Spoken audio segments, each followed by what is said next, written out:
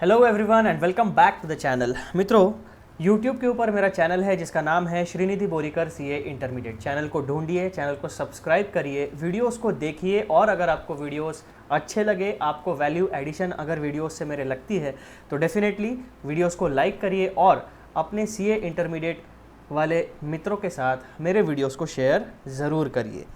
चलो, अब हम लोग आगे बढ़ने वाले हैं हमारे प्यारे इंडेक्स में। ठीक है, हमारा प्यारा इंडेक्स क्या कहता है? तो मित्रों, हमारा प्यारा इंडेक्स कहता है कि हम लोगों ने कल यानी पिछले वीडियो में चैप्टर नंबर 3 की शुरुआत की थी जिसका नाम है risk assessment and internal control. दो टॉपिक्स मेनली हमें यहाँ पर पढ़ने हैं। जो हमारी ऑडिट की प्रोसेस होती है उसमें रिस्क असेसमेंट किस तरीके से होता है, उसके इम्पैक्ट क्या होते हैं और वो ज़रूरी क्यों है, और दूसरा होता है internal control, both for the auditing firm and the entity. इन दोनों पर्सपेक्टिव को हमें अच्छे से समझना है इस चैप्टर में। अब हमने टॉपिक नंबर 1 शुरू किया था जिसका मेन हेडिंग है ऑडिट रिस्क, और पिछले वीडियो में हम लोगों ने the concept of audit risk इसको पूरी अच्छी तरीके से पढ़ लिया है। अब हम लोग आगे बढ़ने वाले हैं और हमारा जो नेक्स्ट टॉपिक है risk of material miss statement, इसके बारे में हम लोग पढ़ाई करने वाले हैं इस वीडियो में।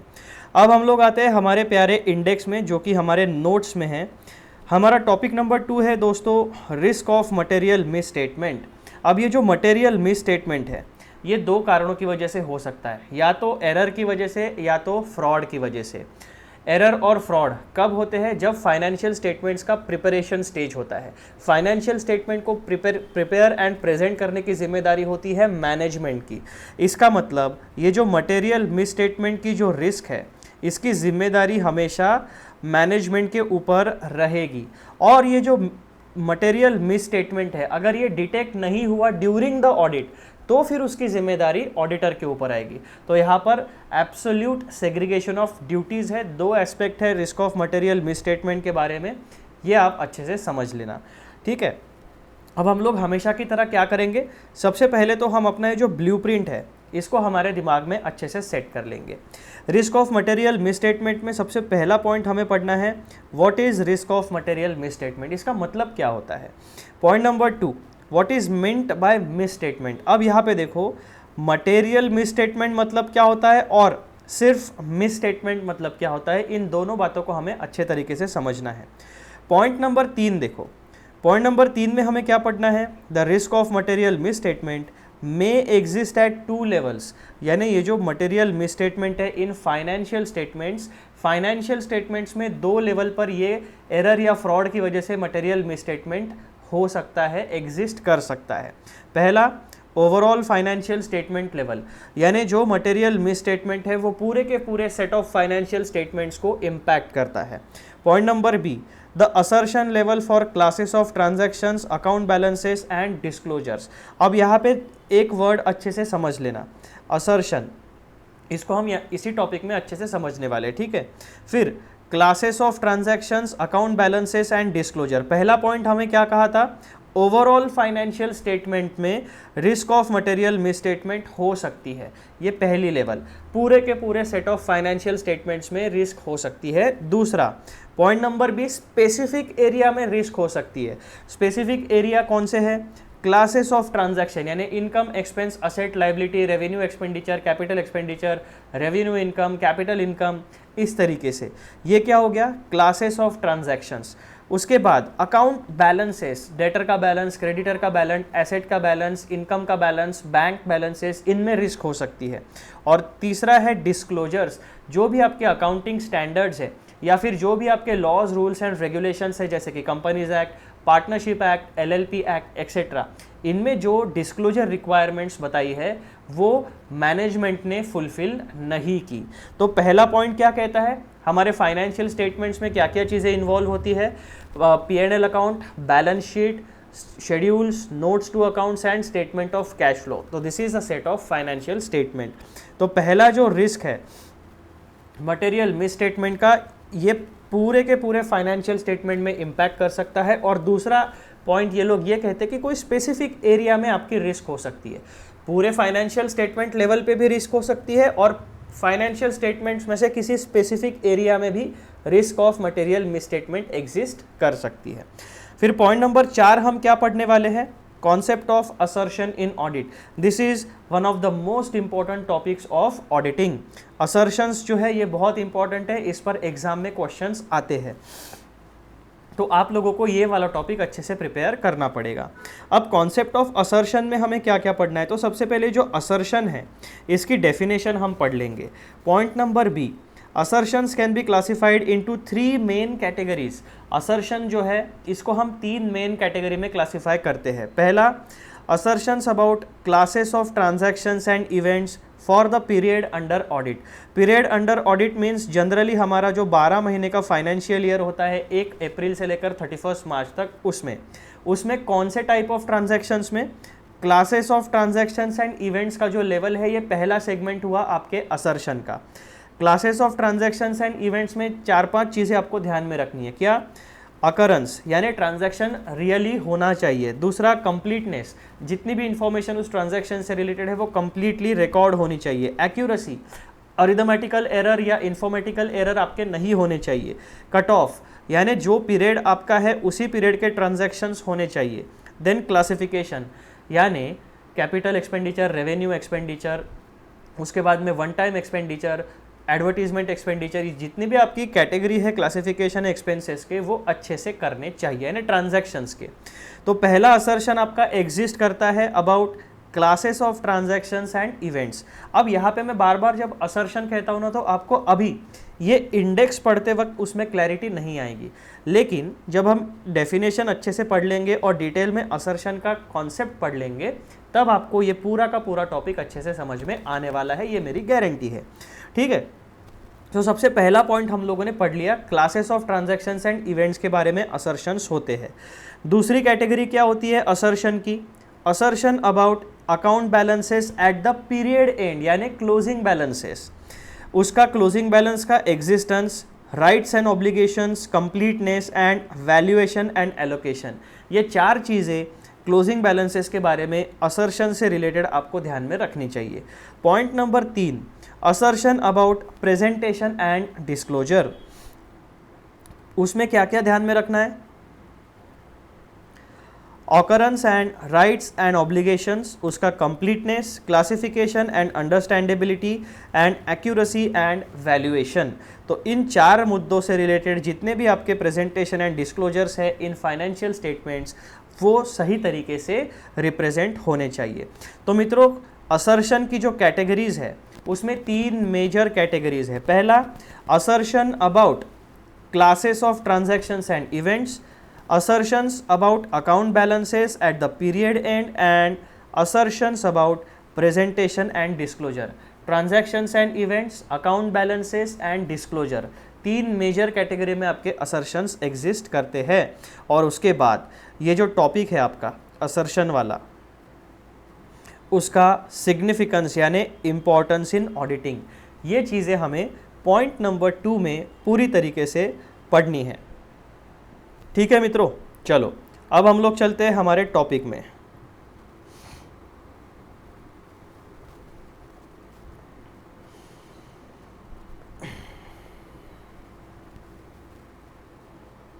आ गए जी हम लोग हमारे टॉपिक में जिसका नाम है risk of material misstatement. ये देखो, risk of material misstatement. तो सबसे पहला पॉइंट हमें बता देता है what is risk of material misstatement, मतलब क्या है। ऐसे 200 यानी standard on auditing 200 states that the risk of material misstatement is the risk that the financial statements are materially misstated prior to audit, यानी audit शुरू होने से पहले ही आपके फाइनेंशियल स्टेटमेंट्स में मटेरियल मिस स्टेटमेंट है। It simply means that there is a probability of frauds or errors in financial statements before audit। यानी basically यहाँ पे चीज़ हमें क्या ध्यान में रखनी है मित्रों, ये होता है हमारा फाइनेंशियल ईयर, ठीक है, 12 महीनों का जो शुरू होता है 31 मार्च में, 1 अप्रैल में और ख़त्म होता है 31 मार्च को। तो ये जो फाइनेंशियल, ये इस पीरियड में जो हमारे फाइनेंशियल स्टेटमेंट्स बनाने की जिम्मेदारी होती है, ये जिम्मेदारी होती है एंटिटी की या फिर मैनेजमेंट की या फिर those charge with governance of the daily business operations.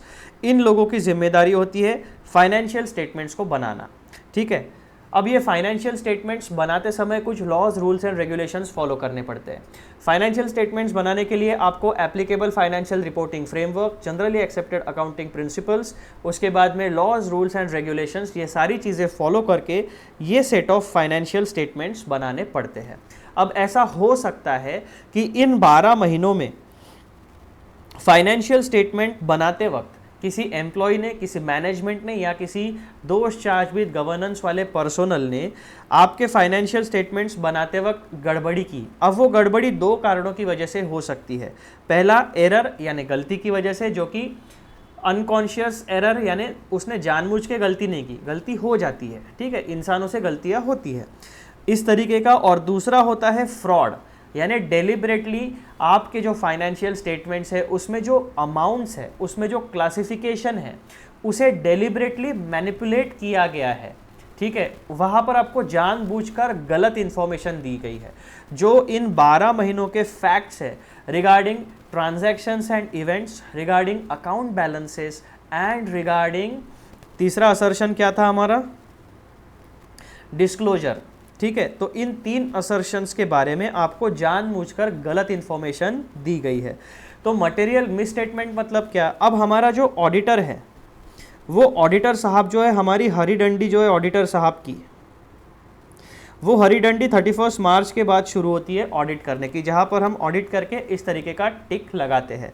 अब ऑडिटर साहब जो है वो इस पीरियड में प्रेजेंट नहीं थे, है ना, during the financial year financial statement बनाते वक्त हमारे ऑडिटर साहब वहाँ पे ऑर्गेनाइजेशन में प्रेजेंट नहीं थे, अकाउंटिंग नहीं कर रहे थे।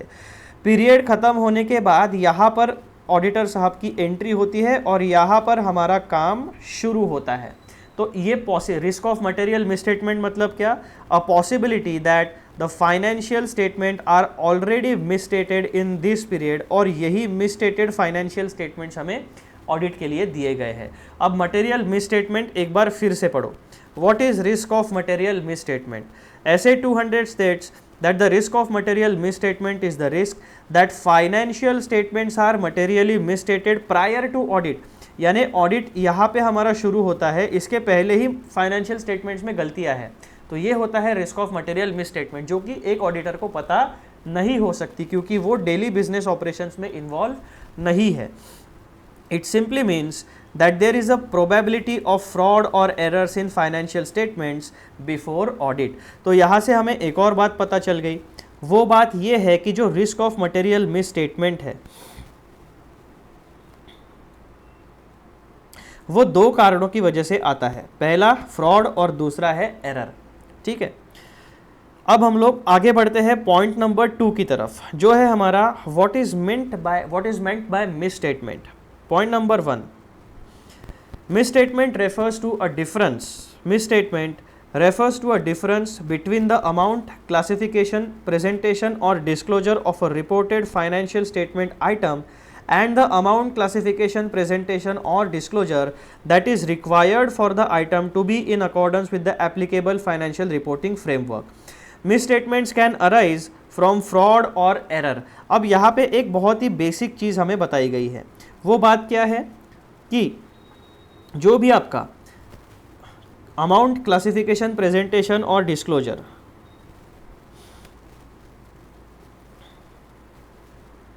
फाइनेंशियल स्टेटमेंट्स में हमारी 4 बातें होती है, अमाउंट्स, ट्रांजैक्शंस का क्लासिफिकेशन, और कौन सी बात थी वहाँ पे,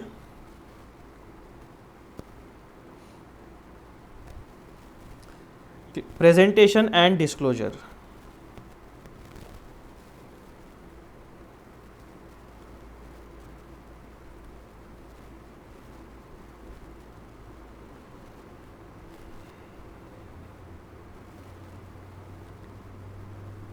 ठीक है, तो ये सारी चीज़ें जो है amount, classification, presentation and disclosure, ये generally accepted accounting principles, applicable financial reporting framework and laws rules and regulations के हिसाब से होना चाहिए। ठीक है, ये हमारी रियलिस्टिक पोजीशन होनी चाहिए। लेकिन अभी हो क्या रहा है कि ये जो चारों बातें हैं इसका, ठीक है, इसका जो रिप्रेजेंटेशन हुआ है वो इस तरीके से नहीं हुआ है, रूल्स रेगुलेशंस फॉलो करके नहीं हुआ है। There is a difference.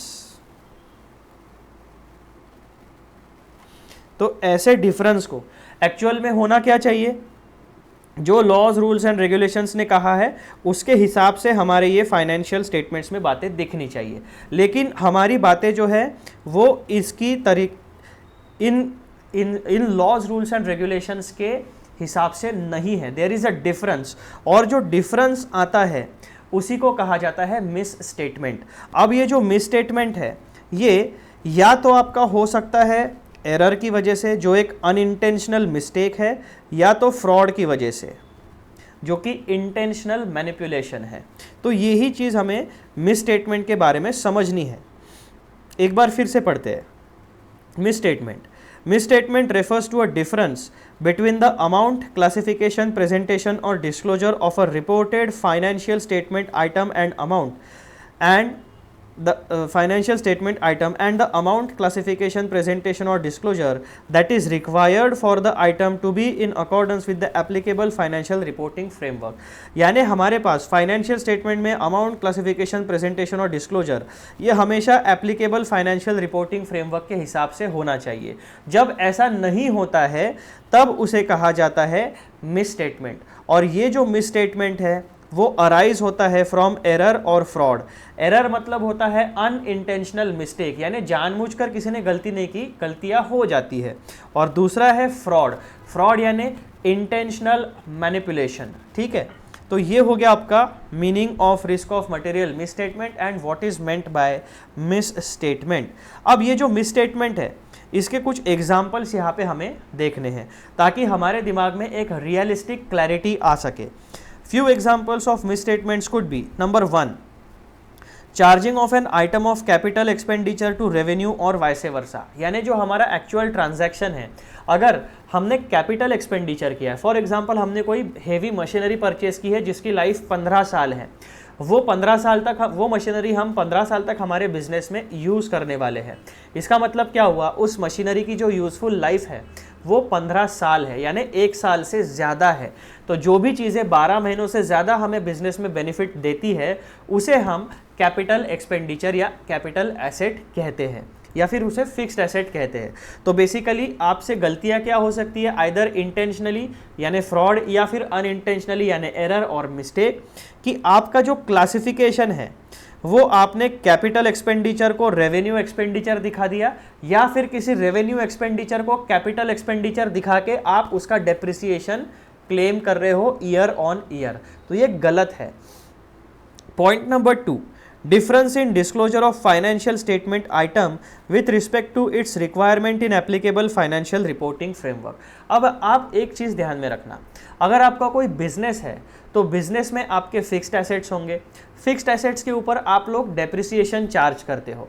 अब डेप्रिसिएशन कैलकुलेट करने के 2 तरीके हैं, एक depreciation as per income tax act और दूसरा है depreciation as per companies act. दोनों सही है, ठीक है, लेकिन इनकम टैक्स का जब आप रिटर्न फाइल करोगे तब जो डेप्रिसिएशन का शेड्यूल है वो आप इनकम टैक्स के हिसाब से जो आपने बनाया है वो आईटीआर में फाइल करोगे, ना कि कंपनीज एक्ट वाला जो डेप्रिसिएशन का शेड्यूल है वो।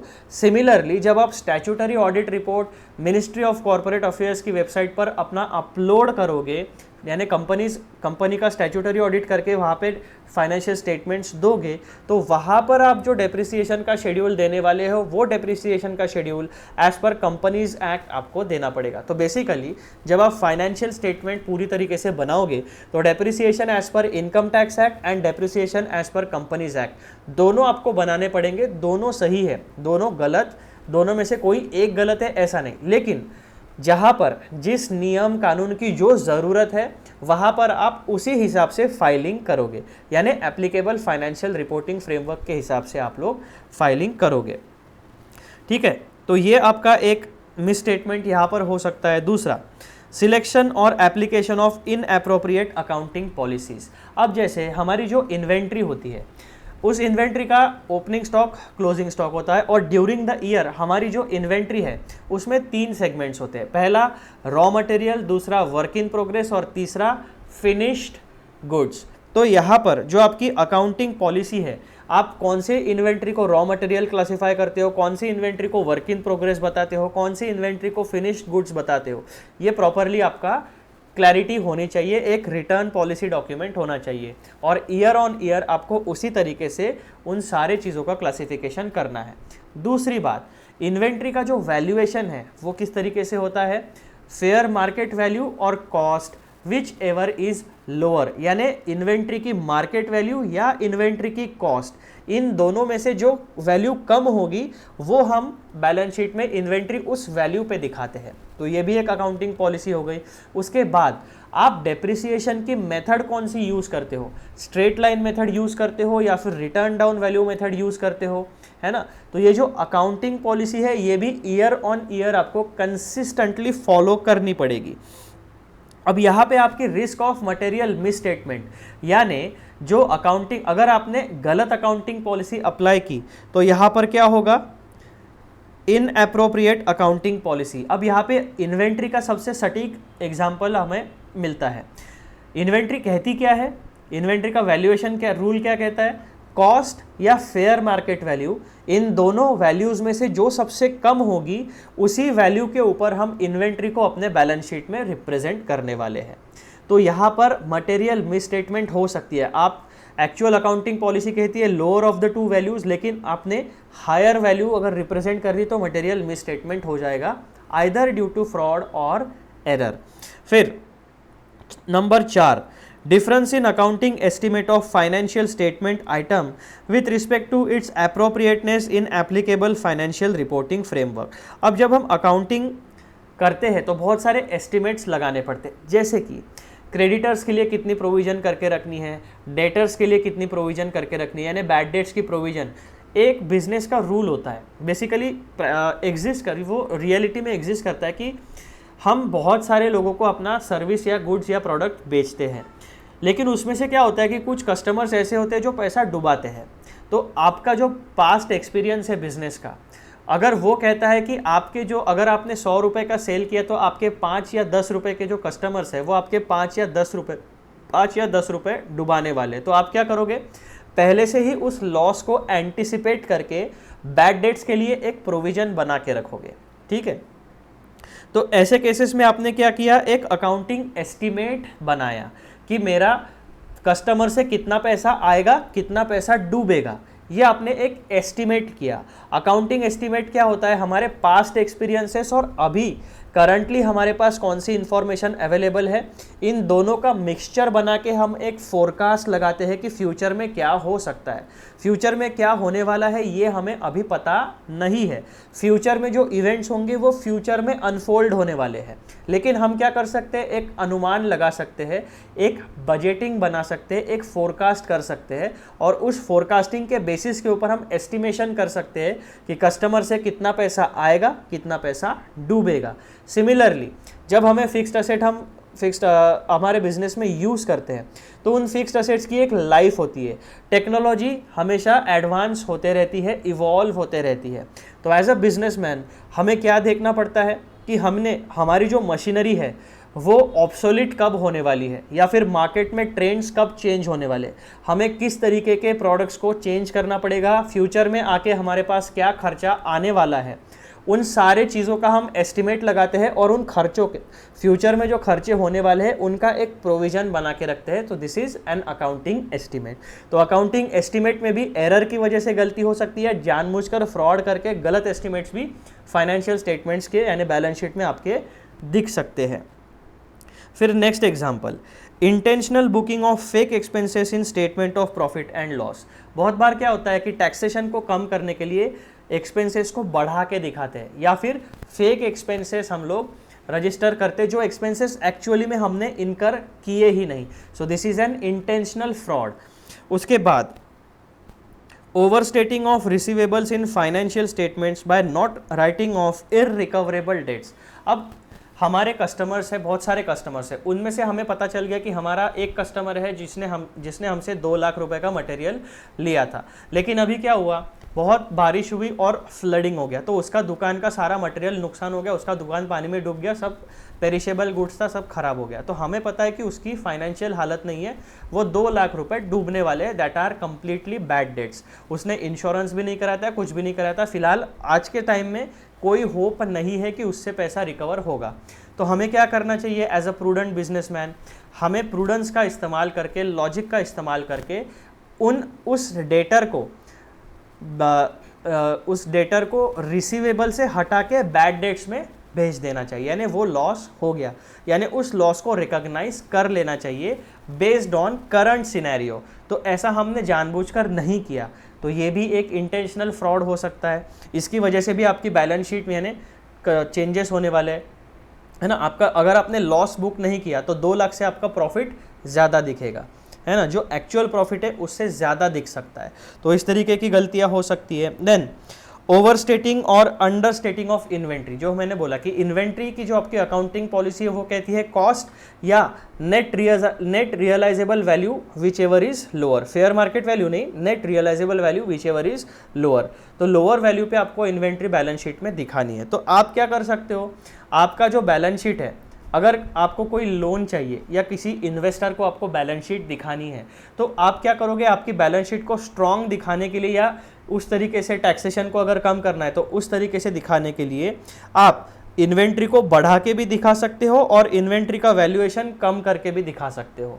दोनों तरीके का, यानी अपसाइड और डाउन साइड, दोनों तरीके के मैनिपुलेशंस हमारे बैलेंस शीट के आइटम्स में और प्रॉफिट एंड लॉस अकाउंट के आइटम्स में हो सकते हैं। तो यहाँ पर मित्रों आपको एक चीज़ ध्यान में रखनी है, हमारे पास फाइनेंशियल स्टेटमेंट में कुल मिलाकर कितने आइटम्स होते हैं, 4 मेजर सेगमेंट्स होते हैं। पहला होता है इनकम, दूसरा होता है एक्सपेंसेस, तीसरा होता है हमारा एसेट्स और चौथा होता है हमारा लायबिलिटी। तो ये जो इनकम एंड एक्सपेंसेस है ये हमारे P&L के आइटम्स होते हैं और जो एसेट्स एंड लायबिलिटी है वो हमारी बैलेंस शीट के आइटम्स होते हैं। अब यहाँ पे असर्शंस क्या कहते हैं, असर्शंस मतलब मैनेजमेंट ने किए हुए क्लेम कि हमने जो चीज़ें दी है वो सही है।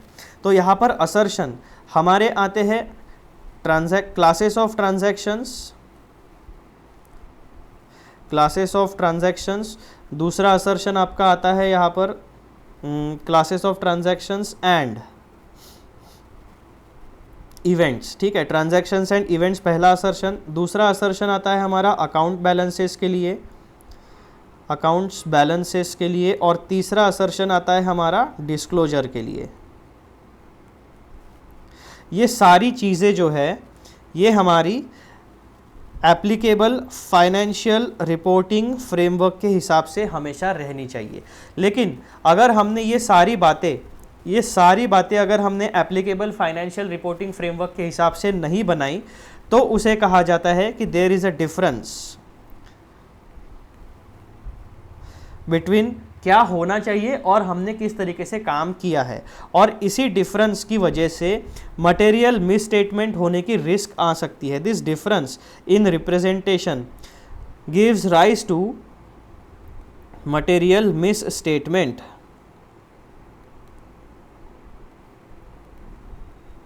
और ये जो मटेरियल मिसस्टेटमेंट है ये 2 कारणों की वजह से हो सकता है। एक तो है आपका एरर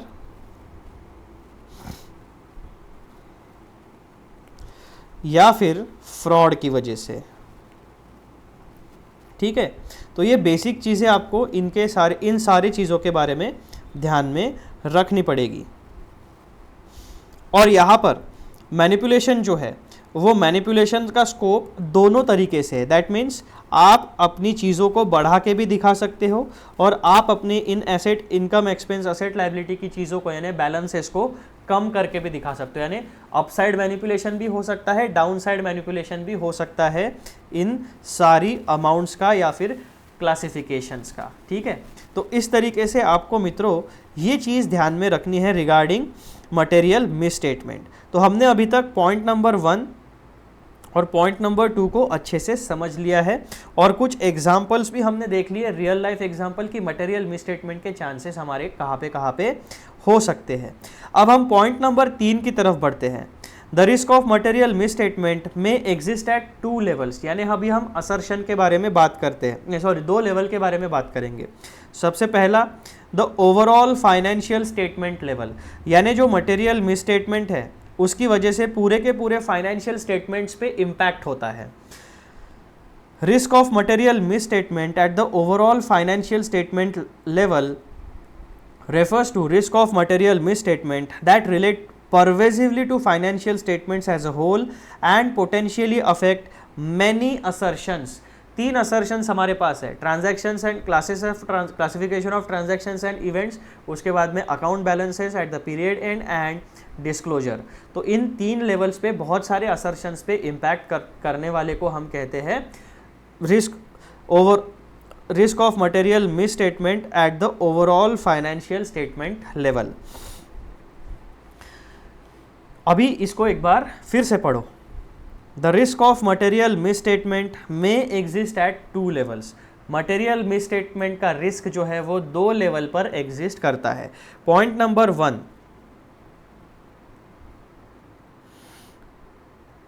पॉइंट नंबर 1 है हमारा the overall financial statement level.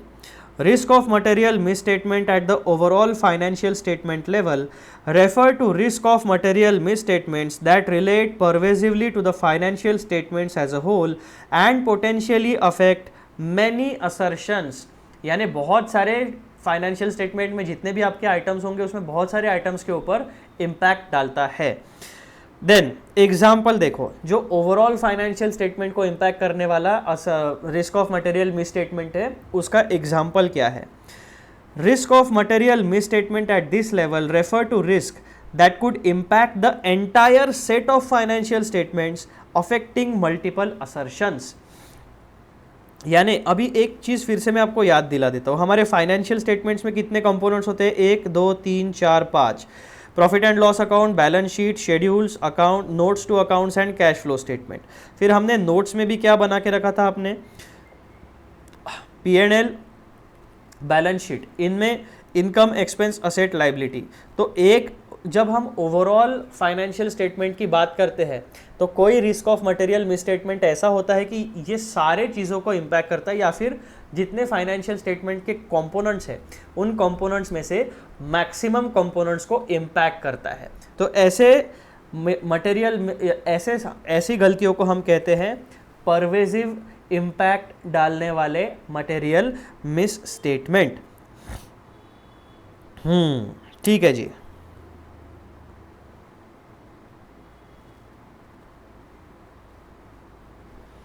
तो उसका सबसे पहला एग्जाम्पल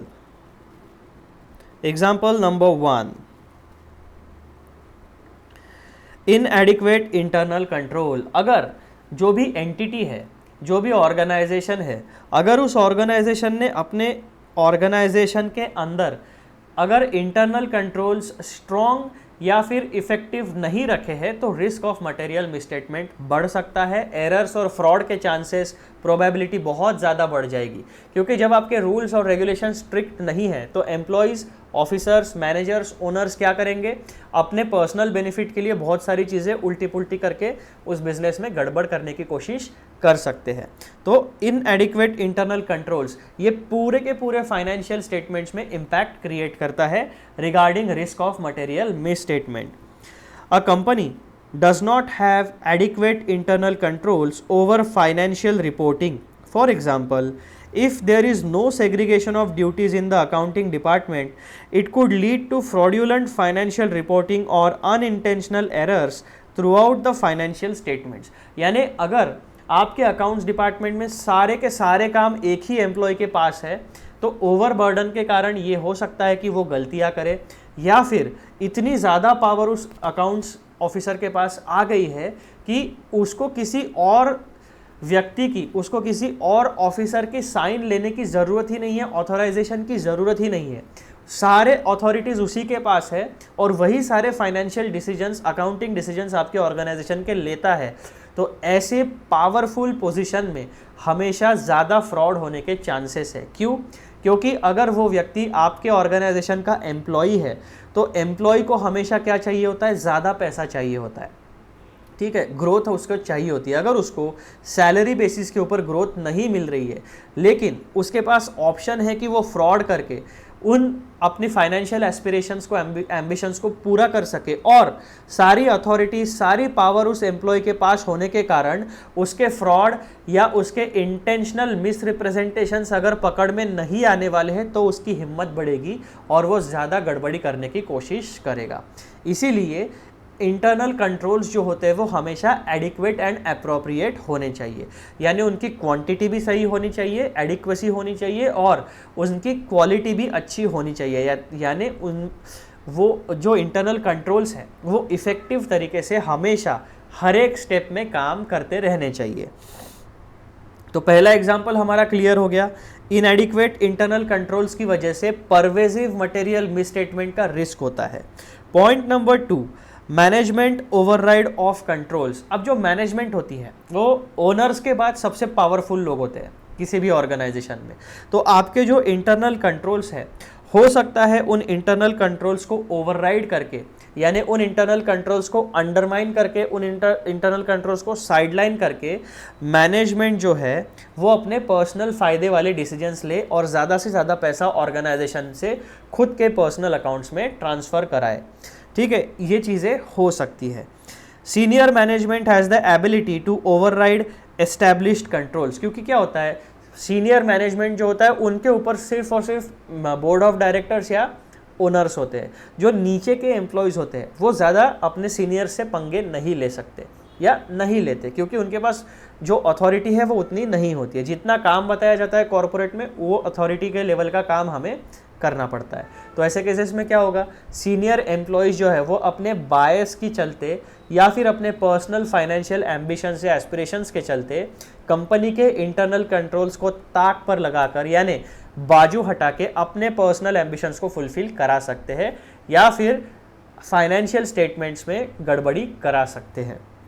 तो एज एन ऑडिटर आपको ये चीज़ें ध्यान में रखनी चाहिए। इसीलिए हमने चैप्टर नंबर 1 और 2 में ये पढ़ा था कि जब भी आप कोई नया ऑडिट एंगेजमेंट लोगे तो आपको एक ड्यू डिलीजेंस करना पड़ेगा एज एन ऑडिटर। उस ड्यू डिलीजेंस के दौरान आपको अपने एंटिटी का, जिस एंटिटी का आप ऑडिट करने वाले हो, उसका बिजनेस एनवायरनमेंट, उसके मैनेजमेंट का कैरेक्टर कैसा है, इंटेग्रिटी कैसी है, ऑनेस्टी कैसी है, ये सारी चीज़ों का सारा आकलन करने के बाद फिर आप अपने ऑडिटिंग रिस्क को डिफाइन करते हो। तो हमने चैप्टर नंबर 1 और चैप्टर नंबर 2 दोनों इसमें ये थोड़ी थोड़ी बातें पड़ी है। तो पॉइंट नंबर 2 भी पॉसिबिलिटी होती है जिसकी वजह से सारे के सारे फाइनेंशियल स्टेटमेंट के ऊपर इम्पैक्ट पड़ सकता है। That means pervasive risk of material misstatement. Senior management has the ability to override established controls. For instance, if the CEO can unilaterally approve significant transactions without review, there is a higher risk of financial statements being manipulated to meet the financial targets. क्योंकि क्या होता है, जो financial targets होते हैं, जैसे regular employees के पास financial targets होते हैं, सेल्स टारगेट्स होते हैं, उसी तरीके से जो सीनियर मैनेजमेंट होती है उनको भी ज़्यादा पैसे ओनर्स या बोर्ड ऑफ डायरेक्टर्स इसीलिए देते हैं कि उनको भी एक पर्टिकुलर टारगेट दिया जाता है कि इस फाइनेंशियल ईयर में हमारी ऑर्गेनाइजेशन का सेल, रेवेन्यू, एक्सपांशन इस तरीके से होना चाहिए। तो सीईओ के ऊपर भी उतना सबसे ज़्यादा प्रेशर होता है जितना प्रेशर एम्प्लॉयज़ के ऊपर होता है, उससे कई ज़्यादा प्रेशर उस एक पोजीशन के ऊपर होता है। तो क्या होगा, अगर उसे दिख रहा है कि एट द ईयर एंड हम अपने फाइनेंशियल टारगेट्स को अचीव नहीं कर पा रहे हैं, तो वो क्या करेगा, सीईओ आपके इंटरनल कंट्रोल्स को मैनिपुलेट करके फाइनेंशियल स्टेटमेंट्स की अमाउंट्स में गड़बड़ी करेगा ताकि फाइनेंशियल टारगेट्स अचीव हो गए ऐसा दिखा सके। क्योंकि क्या होता है, जो ये बड़ी बड़ी पोस्ट होती है इनका जो भी पे आउट होता है, पेमेंट होता है, वो परफॉर्मेंस बेस्ड होता है। तो अगर फाइनेंशियल टारगेट्स मीटअप करेंगे तो उनको उतना पैसा मिलेगा, फाइनेंशियल टारगेट्स अगर मीट नहीं होते तो पैसा कम मिलेगा। तो इस तरीके से झोल होते हैं। उसके बाद तीसरा एग्जाम्पल क्या है हमारा, परवेजिव मटेरियल मिसस्टेटमेंट का। इकोनॉमिक डाउन टर्न यानी इकोनॉमी में रिसेशन है या मार्केट डाउन है।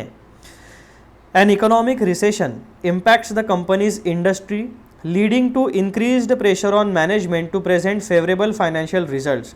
This pervasive risk might lead to overstatement of revenues or understatement of liabilities to appear more financially stable. अब जो कंपनीज होती है, जो पब्लिक कंपनीज होती है या फिर जिन्होंने मार्केट से पैसा उठाया होता है, उनकी इज्जत दांव पर लगी होती है।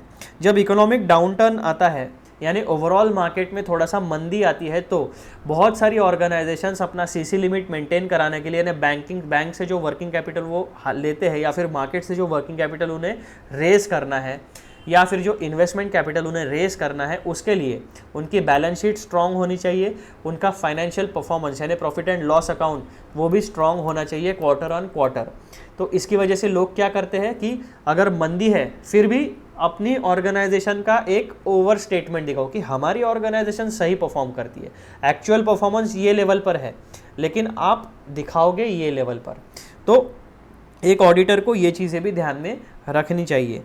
इस इकोनॉमिक डाउनटर्न की वजह से भी जो डिसीजंस मैनेजमेंट लेती है उसका इम्पैक्ट भी परवेजिव फाइनेंशियल स्टेटमेंट्स यानी पूरे के पूरे फाइनेंशियल स्टेटमेंट्स में हो सकता है। Then example number 4, complex financial transactions. यहाँ पे भी pervasive risk of material misstatement हो सकती है। The company engages in complex financial transactions such as derivatives or special purpose entities. Without proper understanding and controls, these transactions can be misreported, affecting overall financial health and multiple assertions in the financial statements.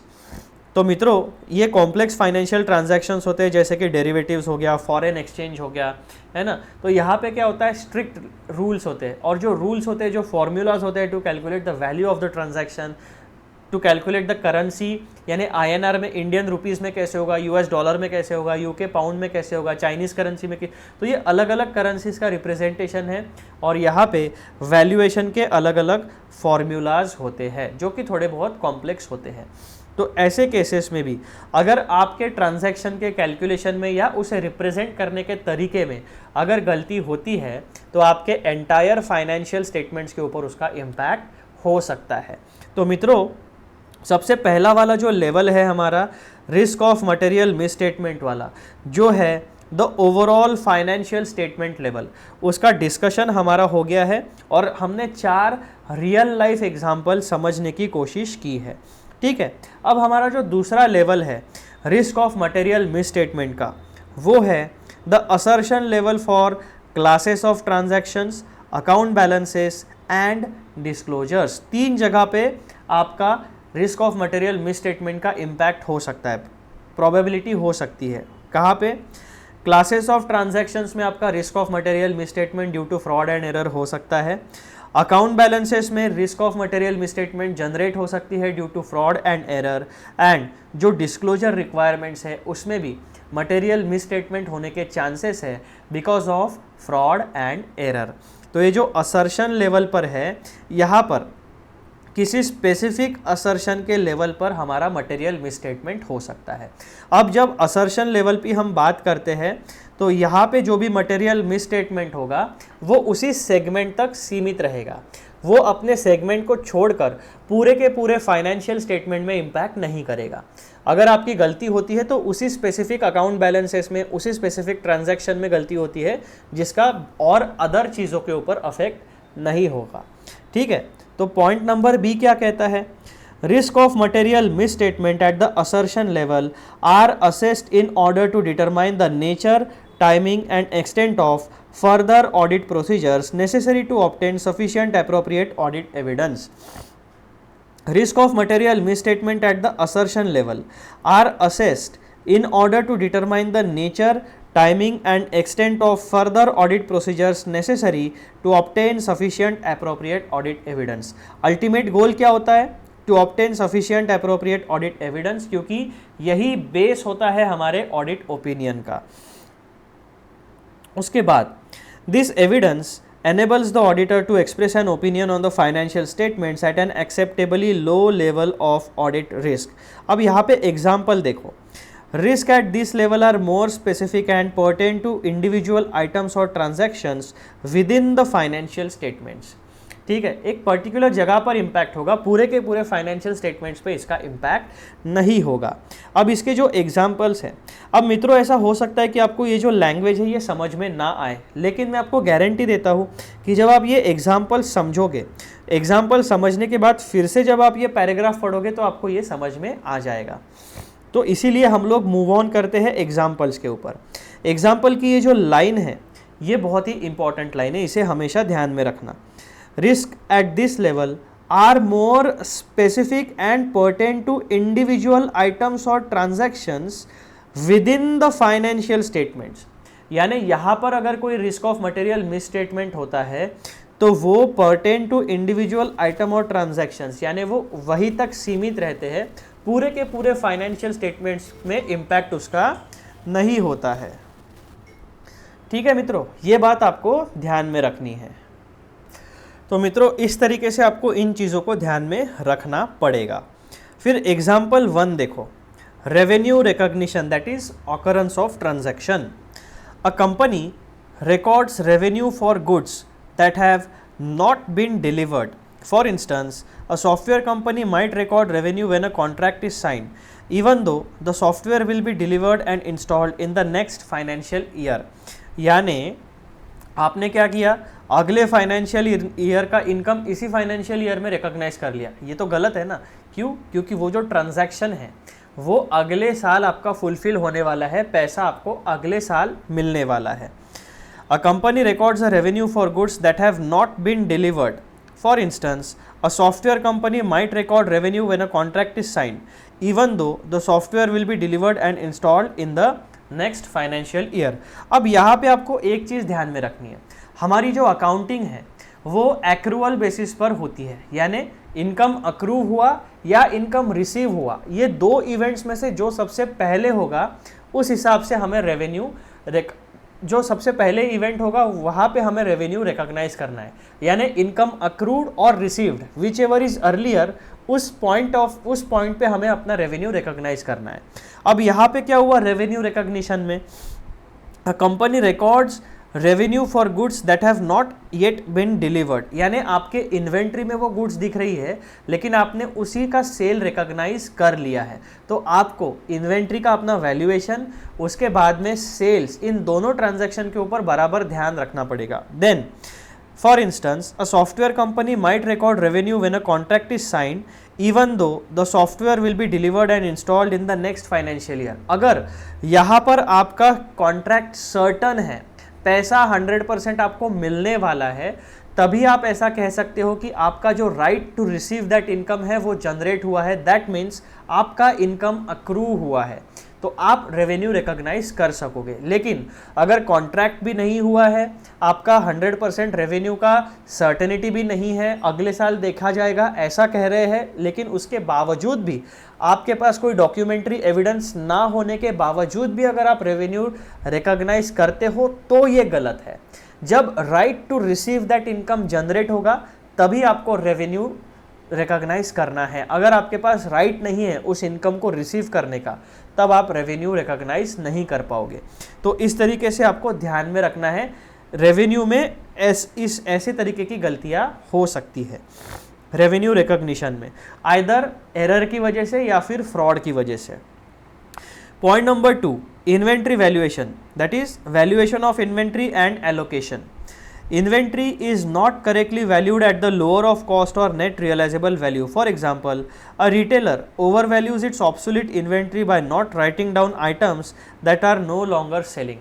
एक जो business होता है उसके पास कई तरीके की inventory होती है।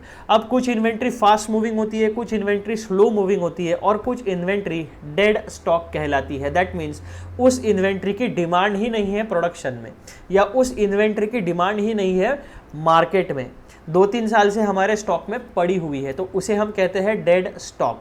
या तो आप उसे 100% लॉस रिकॉग्नाइज कर दो, उसको अपने बैलेंस शीट से हटा दो, या उसकी वैल्यू कम करो या वैल्यू 0 पे दिखाओ। क्योंकि अभी हमारा इन्वेंट्री वैल्यूएशन का रूल क्या कहता है कॉस्ट या net realisable value whichever is lower. Either cost पे इन्वेंट्री को बैलेंस शीट में दिखाओ या फिर नेट रियलाइजेबल वैल्यू, यानी जब आप इन्वेंट्री बेचोगे एक्चुअल कितना पैसा मिलेगा उस पैसे के ऊपर आप अपनी बैलेंस शीट में इन्वेंट्री को वैल्यू करो। अगर आपका वो माल बिक ही नहीं रहा है, 3-4 साल से पड़ा हुआ है, दैट मीन्स व्हाट कि वो इन्वेंट्री ऑब्सोलीट हो गई है, वो डेड स्टॉक हो गया है। या तो उस इन्वेंट्री की वैल्यू आप कॉस्ट पे रखो या फिर नेट रियलाइजेबल वैल्यू अगर उसकी 0 है तो उस इन्वेंट्री को उस हिसाब से वैल्यूएशन कराओ। Point number 3, example number 3, allowance for doubtful accounts यानी provision for bad and doubtful debts, उसका कंप्लीटनेस। यहाँ पे occurrence of income, valuation and allocation and completeness, 3 aspects हमारा इम्पैक्ट होता है। The allowance for doubtful accounts is understated, leading to an overstatement of accounts receivable. For instance, a company might not properly estimate bad debts for a customer base that is increasingly defaulting on payments. The allowance for doubtful accounts is understated, यानी आपने provision कम बनाई, leading to an overstatement of accounts receivable, यानी आपके balance sheet में अभी भी वो करंट असेट्स में बहुत सारी रिसीवेबल दिख रहे हैं। For instance, a company might not properly estimate bad debts for a customer base that is increasingly defaulting payments, यानी आपका जो अकाउंटिंग एस्टिमेट है उसमें गड़बड़ी हो रही है, आप बैड डेट्स को प्रॉपरली एस्टिमेट नहीं कर पा रहे हो। उसका इम्पैक्ट क्या हो रहा है, आपके जो अकाउंट्स रिसीवेबल है वो ज़्यादा दिखा रहे हो और आपका जो बैड डेट्स या प्रोविजन है वो आप कम दिखा रहे हो। ये एक्चुअल पोजीशन नहीं है। एक्चुअल पोजीशन क्या है, आपके बैड डेट्स ज़्यादा है, रिसीवेबल कम है। तो यहाँ पे material misstatement relating to allowance for bad and doubtful debts हो सकता है। तो एज एन ऑडिटर आपको इन चीज़ों में ध्यान देना पड़ेगा। एग्जाम्पल नंबर 4, लीज ऑब्लिगेशंस, यानी लीज का क्लासिफिकेशन प्रॉपर तरीके से होना चाहिए। Lease agreements are not properly classified according to the new lease accounting standards. For instance, a company may incorrectly classify a finance lease as an operating lease, impacting liabilities and asset balances. अब यहाँ पर आपने अगर leasing transactions का proper classification नहीं किया तो आपके एसेट और लाइबिलिटी की जो अमाउंट है वहाँ पे गड़बड़ी होने वाली है। तो यहाँ पर मित्रों आपको एक चीज़ ध्यान में रखनी, जो सेकंड वाला हमारा असर्शन है वो स्पेसिफिक एरिया में गड़बड़ी क्रिएट करता है, वो पूरे के पूरे फाइनेंशियल स्टेटमेंट्स में गड़बड़ी क्रिएट नहीं करता। और जो पहली कैटेगरी वाला असर्शन था हमारा, risk of material misstatement at overall financial statement level,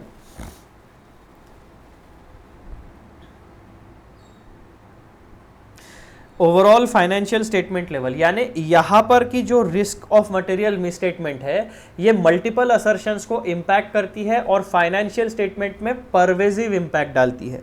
second वाला जो हमारा असर्शन था, सेकंड वाला जो रिस्क ऑफ मटेरियल मिसस्टेटमेंट था वो स्पेसिफिक एरिया में प्रॉब्लम क्रिएट करता है, वो पूरे के पूरे फाइनेंशियल स्टेटमेंट्स में इम्पैक्ट नहीं डालता है, वो पूरे फाइनेंशियल स्टेटमेंट्स में किसी पर्टिकुलर आइटम्स के ऊपर या मल्टीपल आइटम्स के ऊपर उसका इम्पैक्ट होता है, जहाँ पे risk of material misstatement due to fraud और एरर जनरेट करने की या एग्जिस्ट करने की प्रोबेबिलिटी या चांसेस होते हैं। ठीक है मित्रों, ये डिस्कशन था आपका regarding risk of material misstatement. तो अभी तक हम लोगों ने पॉइंट नंबर 1, 2 और 3 में रिस्क ऑफ मटेरियल मिसस्टेटमेंट को एकदम अच्छे तरीके से समझने की कोशिश की है। अब नेक्स्ट टॉपिक जो हमारा है वो है मित्रों कॉन्सेप्ट ऑफ असर्शंस, जो बार बार हम असर्शन कहते हैं ना, assertion regarding classes of transactions and events, assertions regarding account balances, assertions regarding disclosures in financial statements. 3 major category के असर्शंस होते हैं। अब ये असर्शन एक्चुअल में होता क्या है, उसका मीनिंग यहाँ पे हमें समझना है। तो डेफिनेशन क्या होती है असर्शन की, अब ये जनरल डेफिनेशन है। Assertions in auditing are representations by management, explicit or implicit, that are embodied in the financial statements. Assertions क्या होते हैं, रिप्रेजेंटेशंस होते हैं जो मैनेजमेंट की ओर से आते हैं, आइदर एक्सप्लिसिट और इम्प्लिसिट, आइदर डायरेक्टली और indirectly, that are embodied in the financial statements. यानी ऐसे रिप्रेजेंटेशंस जो फाइनेंशियल स्टेटमेंट्स में दिखते हैं, वेदर डायरेक्टली और इनडायरेक्टली, ऐसे रिप्रेजेंटेशंस की सारी जिम्मेदारी यानी असर्शंस मैनेजमेंट के ऊपर होते हैं, यानी वो मैनेजमेंट का क्लेम होता है। हमने ऑडिटिंग का सबसे पहला नियम, सबसे पहला रूल, सबसे पहला फैक्ट क्या समझा? जो फाइनेंशियल स्टेटमेंट्स बनाने की जिम्मेदारी है वो होती है हमारे मैनेजमेंट के ऊपर, दोज चार्ज विद गवर्नेंस के ऊपर या ओनर्स के ऊपर। तो जो भी material misstatement prior to audit है, यानी ऑडिट शुरू होने से पहले जो चीज़ें हो गई है उसकी सारी जिम्मेदारी मैनेजमेंट की होती है।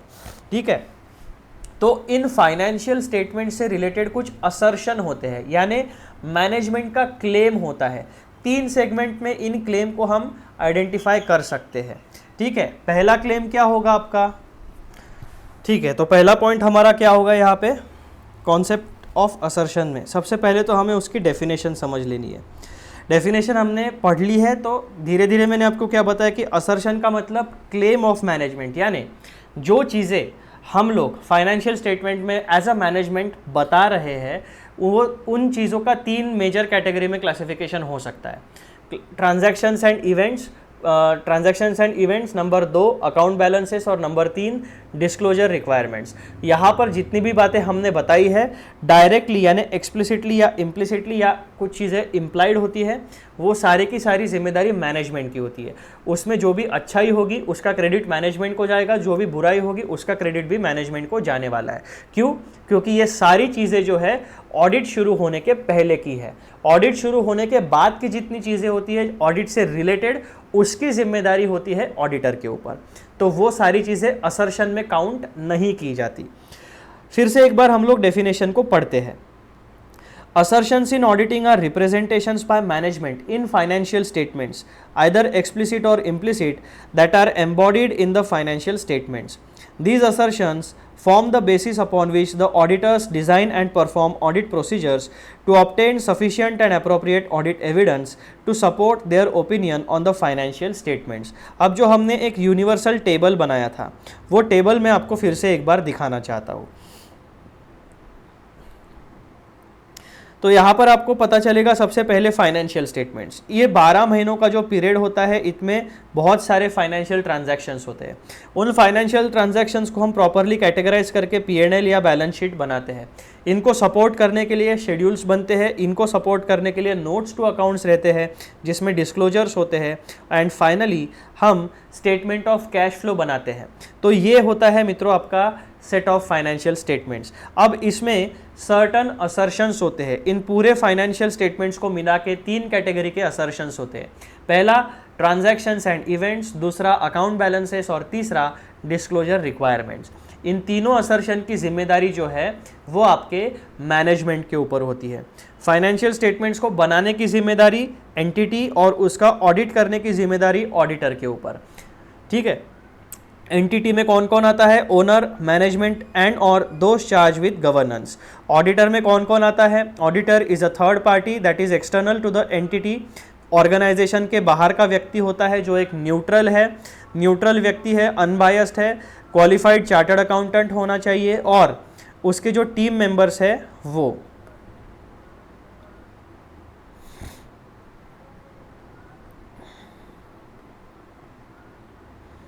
ठीक है, और जो ऑडिटर के टीम मेंबर्स होते हैं ये 2 लोगों को मिला के आपका ऑडिटर बनता है।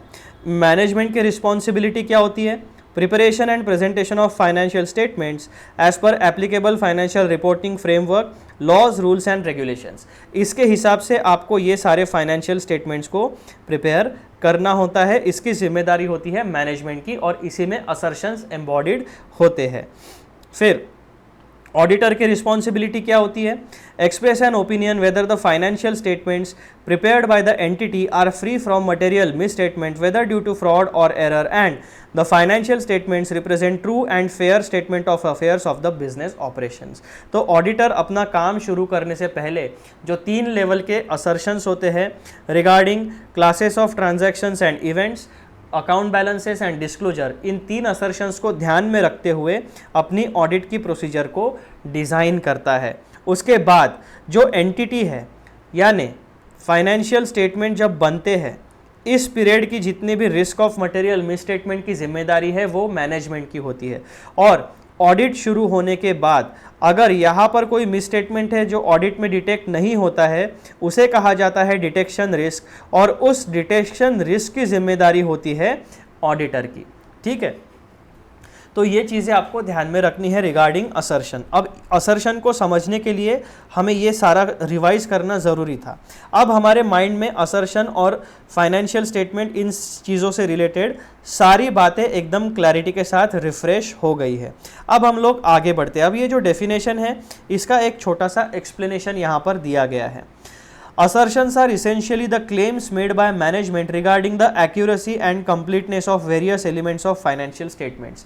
Financial statements के 5 elements होते हैं, P&L, balance sheet, schedules, notes to accounts, cash flow statements. इससे रिलेटेड एक्यूरेसी एंड कंप्लीटनेस इसकी जिम्मेदारी होती है मैनेजमेंट की। यानी जब मैनेजमेंट ऑडिटर को सेट ऑफ फाइनेंशियल स्टेटमेंट देती है ऑडिट करने के लिए, तब वो क्लेम करती है कि हमने आपको जो इन्फॉर्मेशन दी है वो एक्यूरेट है और कंप्लीटनेस है। इस बेसिस के ऊपर ऑडिटर अपना काम शुरू करता है। They help auditors to understand the different components of financial statements and focus their efforts on verifying these claims. तो ऑडिटर क्या करता है, मैनेजमेंट से जो इन्फॉर्मेशन लेता है, गुड फेथ में सारी इन्फॉर्मेशन लेता है, उसको उसका एनालिसिस करता है, उसका एग्जामिनेशन वेरिफिकेशन करता है, सफिशिएंट अप्रोप्रिएट ऑडिट एविडेंस को जमा करता है और सफिशिएंट अप्रोप्रिएट ऑडिट एविडेंस के ऊपर अपना ऑडिट ओपिनियन जनरेट करता है। तो इस तरीके से पूरा काम होता है। तो ये definition and explanation regarding assertion. अब असर्शन की categories. Assertions can be classified into 3 main categories. Number 1, assertion about classes of transactions and events for the period under audit. जिस फाइनेंशियल ईयर का आप ऑडिट कर रहे हो उसी फाइनेंशियल ईयर से रिलेटेड असर्शंस होने चाहिए। Number 1, classes of transactions and events में आपको अकरेंस ध्यान में रखना है। That means transactions and events that have been recorded have actually occurred and pertain to the entity. यानी जो ट्रांजैक्शन आपके बुक्स ऑफ अकाउंट्स में आपने journal entry, ledger accounting, trial balance और फाइनेंशियल स्टेटमेंट्स में दिखाए हैं, वो एक्चुअल में आप ही के एंटिटी के ट्रांजैक्शन है, किसी और व्यक्ति के या फेक ट्रांजैक्शंस आपने रिकॉर्ड नहीं किए हैं। That is occurrence. Point number 2, completeness. All transactions and events that should have been recorded have been recorded. यानी कोई भी ट्रांजैक्शन छूटा नहीं है, ओमिशन नहीं हुआ है। Point number 3, accuracy. Amounts and other data relating to recorded transactions and events have been recorded appropriately. That means accuracy अच्छी है, अरिथमेटिकल एरर्स नहीं है। जो वैल्यू पे ट्रांजैक्शन हुआ है उसी वैल्यू पे ट्रांजैक्शन को रिकॉर्ड किया गया है। उसके बाद cut off. Transactions and events have been recorded in correct accounting period. पिछले साल का ट्रांजैक्शन भी रिकॉर्ड नहीं किया, अगले साल का ट्रांजैक्शन भी रिकॉर्ड नहीं किया। जो हमारा करंट फाइनेंशियल ईयर है उसी फाइनेंशियल ईयर के ट्रांजैक्शंस हम लोगों ने रिकॉर्ड किए हैं। Classification. Transaction and events have been recorded in proper accounts. Expenses को एक्सपेंसेस में, रेवेन्यू एक्सपेंडिचर को रेवेन्यू एक्सपेंडिचर में, कैपिटल एक्सपेंडिचर को कैपिटल एक्सपेंडिचर में, इनकम को प्रॉपरली ऑपरेटिंग इनकम को ऑपरेटिंग इनकम में रिकॉर्ड किया, नॉन ऑपरेटिंग इनकम यानी इंटरेस्ट, डिविडेंड, कमीशन उसको अच्छे तरीके से सेपरेटली दिखाया। जो आपके रेवेन्यू एक्सपेंसेस है उनको आपने प्रॉपरली ऑर्गेनाइज करके P&L के डेबिट साइड में लिखा। उसके बाद जो आपके एसेट्स है उसको आपने properly fixed assets and current assets में क्लासिफाई किया है। फिक्स्ड एसेट्स को आपने tangible fixed assets, intangible fixed assets में प्रॉपरली क्लासिफाई किया है।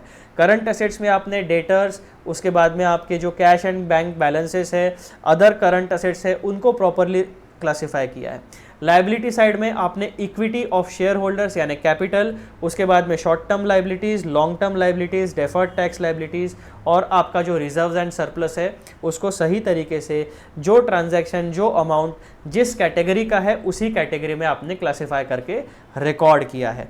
तो classes of transactions and events में आपको 1, 2, 3, 4, 5 ये 5 असर्शंस जो मैनेजमेंट के क्लेम होते हैं, जो explicit and implied implicit claim होते हैं, ऑडिटर इनके ऊपर भरोसा करता है और ऑडिटर जो है classes of transactions and events के बारे में इन 5 पॉइंट्स को क्रॉस वेरीफाई करता है to gather sufficient and appropriate audit evidence.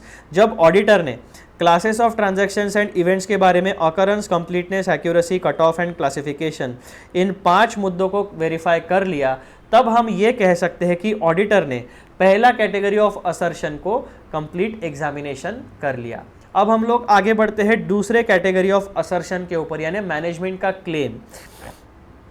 Assertion about account balances at the period and, यानी जो भी अकाउंट बैलेंसेस आपके 31 मार्च को आपके फाइनेंशियल स्टेटमेंट्स में दिख रहे हैं, बैलेंस शीट में दिख रहे हैं, वो एक्चुअल में 31 मार्च में आपके पास उतनी क्वांटिटी, उतनी वैल्यू के गुड्स थे, है ना, गुड्स या एसेट्स 31 मार्च को एग्जिस्ट कर रहे थे।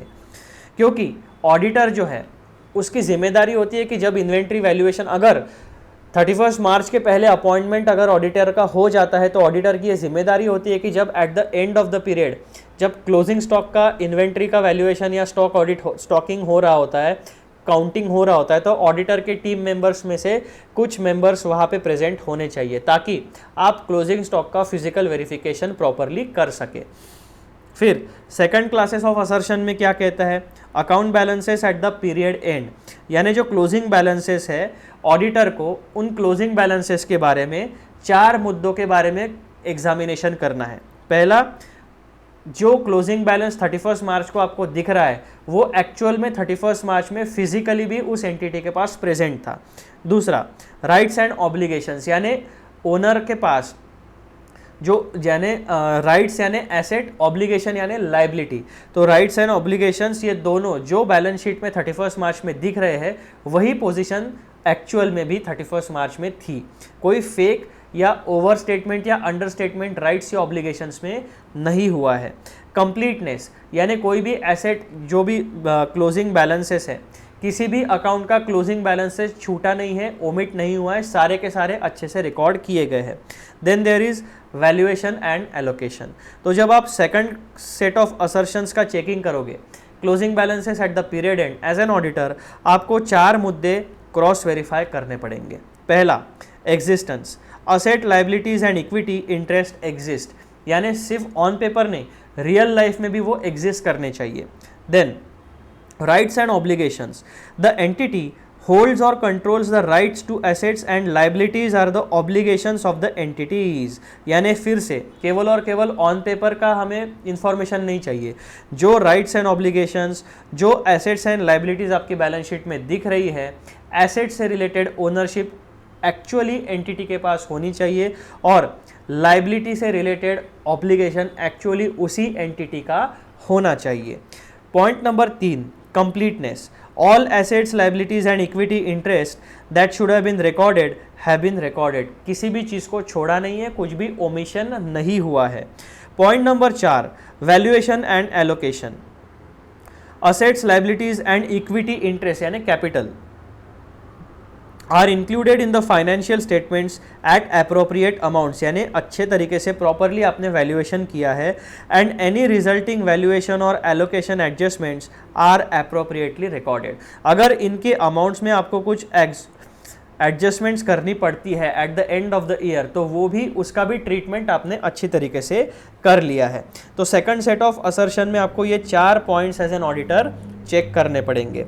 पॉइंट नंबर 3, यानी तीसरा असर्शन क्या कहता है, प्रेजेंटेशन एंड डिस्क्लोजर। तो फाइनेंशियल स्टेटमेंट्स में जो भी प्रेजेंटेशन एंड डिस्क्लोजर दिए गए हैं बाय द मैनेजमेंट, उनसे रिलेटेड ऑडिटर को इन 4 मुद्दों के ऊपर वेरिफिकेशन करना चाहिए।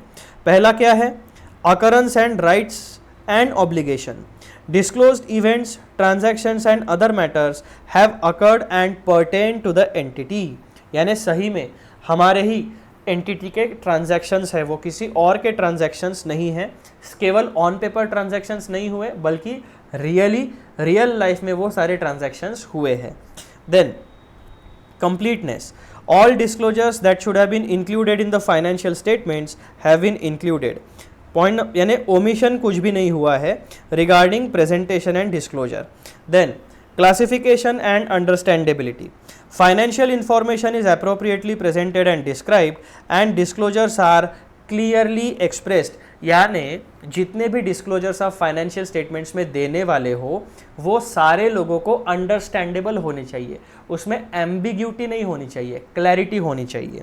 चौथा पॉइंट क्या चेक करोगे आप तीसरे असर्शन के बारे में, accuracy and valuation. Financial and other information are disclose fairly and at appropriate amounts. तो जितने भी वैल्यूएशन के रूल्स, नॉर्म्स एंड रेगुलेशंस है regarding asset, liability, income, expense, आपने सही तरीके से यूज़ करके उसे अच्छे तरीके से फाइनेंशियल स्टेटमेंट्स में डिस्क्लोज किया हुआ है। तो मित्रों, जब भी आप ऑडिट करोगे, एक ऑडिटर को हमेशा इन 3 असर्शंस के बारे में जानकारी होनी चाहिए। कौन से असर्शन में कौन से पॉइंट आपको क्रॉस वेरीफाई करने हैं, चेक करने हैं, इसकी जानकारी भी आपको as an auditor real life में होनी चाहिए।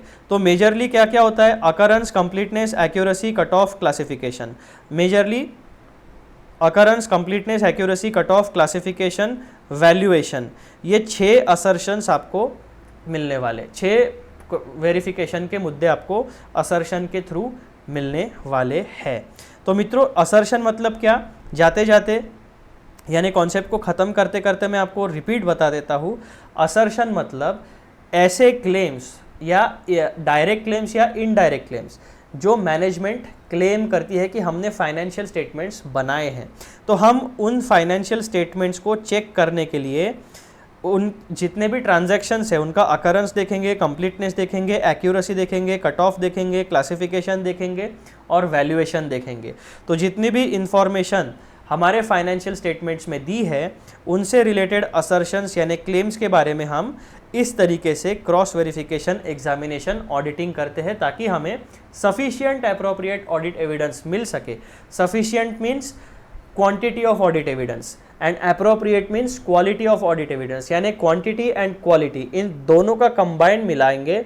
उसके बाद में हम अपना professional experience, past experience and audit evidence, इन सारी चीज़ों का एक कंबाइंड पूल बनाएंगे, एक कंबाइंड फाउंडेशन बनाएंगे। उस फाउंडेशन को बेस लगा के हम अपना प्रोफेशनल ऑडिट ओपिनियन एक्सप्रेस करेंगे। Whether unmodified, whether modified opinion depends on the situation of the auditing. जिस एंटिटी का हम ऑडिट कर रहे हैं उसके ऊपर वो डिपेंड करेगा। तो ये है मित्रों complete description, complete explanation regarding assertion and risk of material misstatement. अब सबसे आखिरी point, importance in auditing. Assertions provide a framework for auditors to develop their audit procedures. यहां पे जो आप देख रहे हो ना, फाइनेंशियल स्टेटमेंट्स का आपको ऑडिट करना है, तो सबसे पहले आप क्या देखोगे, assertion number 1, transactions and events. तो ट्रांजैक्शन का occurrence, completeness, accuracy, cut off, classification, इन 5 मुद्दों का वेरिफिकेशन करने के लिए आप अपनी ऑडिट प्रोसीजर्स को डिफाइन करोगे, फाइनलाइज करोगे, वाउचिंग करोगे, डॉक्यूमेंट वेरिफिकेशन करोगे, उसके बाद में अकाउंट बैलेंसेस चेक करोगे, डिस्क्लोजर्स चेक करोगे और कंप्लायंसेस चेक करोगे। ठीक है, तो इस तरीके से ऑडिटिंग में इम्प्रूव, आपको ऑडिट प्रोसीजर को डिसाइड करने के लिए असर्शंस काम में आते हैं। असर्शंस प्रोवाइड अ फ्रेमवर्क, यानी एक सेट फ्रेमवर्क देता है, वो आपको एक लॉजिकल फ्रेमवर्क देता है कि ऑडिट का काम शुरू कहाँ से करे और ख़त्म उसको कंडक्ट किस तरीके से करे एंड फाइनली कंक्लूड किस तरीके से करे। Assertions provide a framework for auditors to develop their audit procedures by breaking down the financial statements into specific claims. Auditors can systematically gather evidence to verify each assertion. This ensures a thorough examination and increases the likelihood of detecting material misstatement. तो auditor का काम क्या होता है, audit risk जो है उसको acceptably low level पर लेके आना। अब ऑडिट रिस्क क्या होती है, risk of material misstatement due to fraud and error exist करती है फाइनेंशियल स्टेटमेंट्स में, लेकिन ऑडिटर ने अनमॉडिफाइड ओपिनियन दे दिया। क्यों? क्योंकि रिस्क ऑफ मटेरियल मिसस्टेटमेंट या जो मटेरियल मिसस्टेटमेंट है वो आपके ऑडिट के दौरान डिटेक्ट आप नहीं कर पाए, उसे ढूंढ नहीं पाए। एक्चुअली में फाइनेंशियल स्टेटमेंट मिसस्टेटेड है, यानी मॉडिफाइड ओपिनियन ऑडिटर ने देना चाहिए था, लेकिन ऑडिट के दौरान कुछ भी ऑडिटर को डाउटफुल नहीं लगा, इसलिए ऑडिटर ने अनमॉडिफाइड ओपिनियन दिया। तो ये मॉडिफाइड ओपिनियन देना चाहिए था लेकिन अनमॉडिफाइड ओपिनियन दिया, तो इसी को कहा जाता है ऑडिट रिस्क, ऑडिटर से गलती हो गई। ठीक है, this ensures a thorough examination and increases likelihood of detecting material misstatement. तो जब एक ऑडिटर असर्शंस को अच्छे तरीके से समझता है, अपने ऑडिट प्रोसीजर्स को असर्शंस ने प्रोवाइड किए गए फ्रेमवर्क के तहत अपना काम शुरू करता है, काम को कंडक्ट करता है, तो जो मटेरियल मिसस्टेटमेंट को डिटेक्ट ना करने की जो रिस्क है आप उसे कम कर देते हो। दैट मीन्स आपकी मटेरियल मिसस्टेटमेंट को डिटेक्ट करने की प्रोबेबिलिटी, चांसेस आप बढ़ा रहे हो। इसीलिए ऑडिटिंग में असर्शंस का इंपॉर्टेंस होता है। जो भी गलतियां है वो गलतियां डिटेक्ट करने के चांसेस आप बढ़ा देते हो अगर आपके पास असर्शंस का नॉलेज है और उस नॉलेज को, उस फ्रेमवर्क को आप अपने ऑडिट में अगर अप्लाई करते हो तो मटेरियल मिसस्टेटमेंट को डिटेक्ट करने के चांसेस आप बढ़ा देते हो। जब मटेरियल मिसस्टेटमेंट को डिटेक्ट करने के चांसेस हमारे बढ़ जाते हैं तो हमारी audit risk automatically acceptably low level तक पहुंच जाती है। तो ये पूरा का पूरा खेल होता है असर्शंस का ऑडिटिंग में। तो मित्रों, यहाँ पर हमारा complete discussion regarding topic number 2 risk of material misstatement खत्म होता है। ठीक है, अब हम क्या करेंगे, हम सबसे पहले जाएंगे हमारे प्यारे इंडेक्स में। इंडेक्स में जाने के बाद यहाँ पर हमने गलत टिक लगाई, आपने ध्यान में नहीं दिलाया मुझे, वीडियो देखने वालों, यहाँ पर टिक नहीं लगानी थी, यहाँ पर लगानी थी। ऑडिटर साहब की गलती हो गई, यानी आप बराबर वीडियो देख नहीं रहे हो पूरे। टॉपिक नंबर 1 कंप्लीट हो गया, अब टॉपिक नंबर 2 कंप्लीट हो गया। अब हम लोग जाएंगे हमारे प्यारे मेन इंडेक्स में। यहाँ पर 1.1 रिस्क ऑफ मटेरियल मिसस्टेटमेंट हमारा कंप्लीट हो गया है। Next topic will be components of risk of material misstatement, जो कि हमारे पास टेबल में हमने ऑलरेडी देख लिए हैं। रिस्क ऑफ मटेरियल मिसस्टेटमेंट के 2 कंपोनेंट्स है। ये जो यूनिवर्सल टेबल हमने बनाया था वो 2 कंपोनेंट्स कौन से हैं रिस्क ऑफ मटेरियल मिसस्टेटमेंट के? Component number 1 inherent risk, component number 2 control risk. समझ गए मित्रों? तो ये हम लोग नेक्स्ट टॉपिक में पढ़ने वाले हैं। अब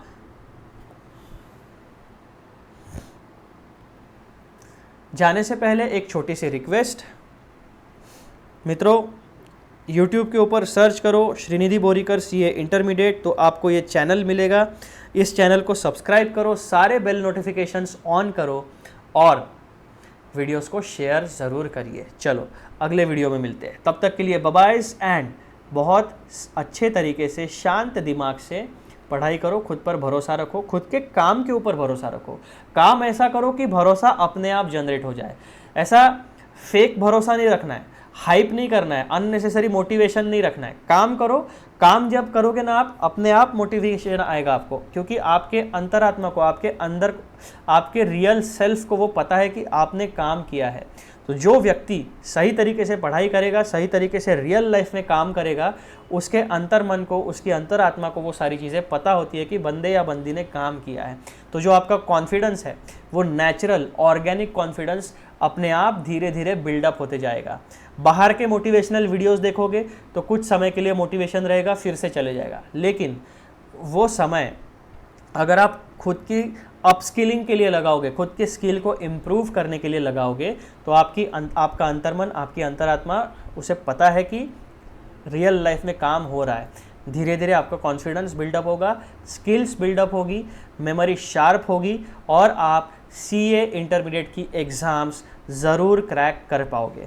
तो जो हमारी टैगलाइन है, achieve success, CA intermediate auditing and ethics free YouTube batch, इसका पूरी तरीके से इस्तेमाल करिए, ऑडिट का सब्जेक्ट प्रिपेयर करिए और ऑडिट में कम से कम ऑडिट में आपको एग्जामिनेशन स्कोर करना ही है। चलो अगले वीडियो में मिलते हैं, बाय बाय।